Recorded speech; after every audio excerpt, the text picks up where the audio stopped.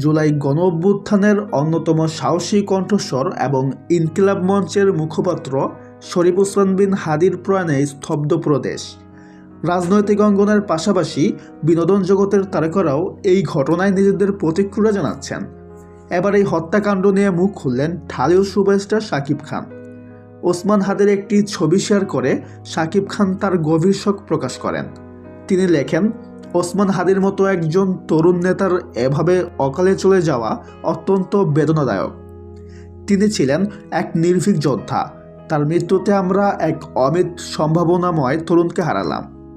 শাকিব খান এই ঘটনার নিন্দা জানিয়ে আরও বলেন, বিচারহীনতার সংস্কৃতি থেকে বেরিয়ে আসতে হলে এই হত্যাকাণ্ডের সাথে জড়িতদের দ্রুততম সময়ে আইনের আওতায় আনতে হবে। আমি তার শোকস্তব্ধ পরিবারের প্রতি গভীর সমবেদনা জানাচ্ছি।